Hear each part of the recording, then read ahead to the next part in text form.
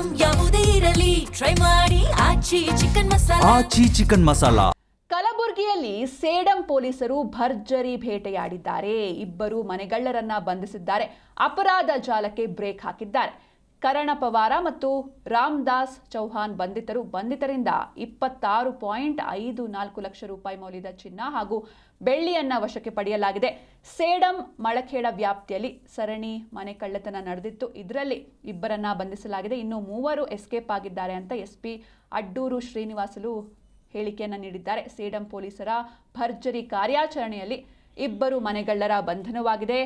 ಕರಣ ಪವಾರ ರಾಮದಾಸ್ ಚೌಹಾನ್ ಬಂಧಿತ ಆರೋಪಿಗಳು. ಬಂಧಿತರಿಂದ 26,54,400 ರೂಪಾಯಿ ಮೌಲ್ಯದ ಚಿನ್ನ ಹಾಗೂ ಬೆಳ್ಳಿಯನ್ನು ವಶಕ್ಕೆ ಪಡೆಯಲಾಗಿದೆ.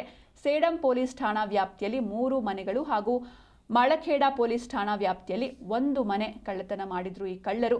ರಾಮದಾಸ್ ಚೌಹಾನ್ ವಿರುದ್ಧ ವಿವಿಧ ಜಿಲ್ಲೆಯ ಪೊಲೀಸ್ ಠಾಣೆಗಳಲ್ಲಿ 8 ಪ್ರಕರಣಗಳು ಆಲ್ರೆಡಿ ದಾಖಲಾಗಿವೆ.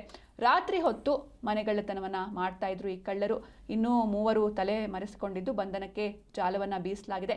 ಕಲಬುರಗಿ ಎಸ್ಪಿ ಅಡ್ಡೂರು ಶ್ರೀನಿವಾಸ್ ಈ ಬಗ್ಗೆ ರಿಯಾಕ್ಟ್ ಮಾಡಿ ಮಾಹಿತಿಯನ್ನ ತಿಳಿಸಿದ್ರು. ಅಂದ್ರೆ ಟೋಟಲ್ ಆಗಿ 5 ಜನ, ಅದರಲ್ಲಿ ಇಬ್ಬರನ್ನ ಅರೆಸ್ಟ್ ಮಾಡಿದ್ದಾರೆ.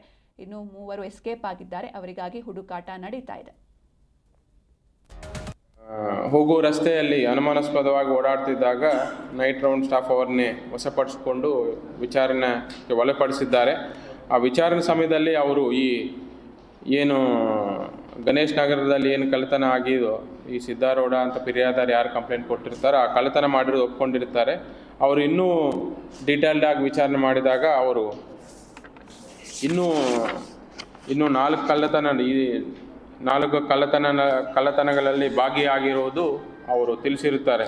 ಅದರಲ್ಲಿ 3 ಟೋಟಲ್ 5 ಕೇಸಸ್ಸಲ್ಲಿ ಅವರು ಭಾಗಿಯಾಗಿರುವುದು ಕಂಡು ಬಂದಿರುತ್ತದೆ. ಅದರಲ್ಲಿ 4 ಕೇಸಸ್ಸು ಈ ಸೇಡಂ ಪೊಲೀಸ್ ಸ್ಟೇಷನ್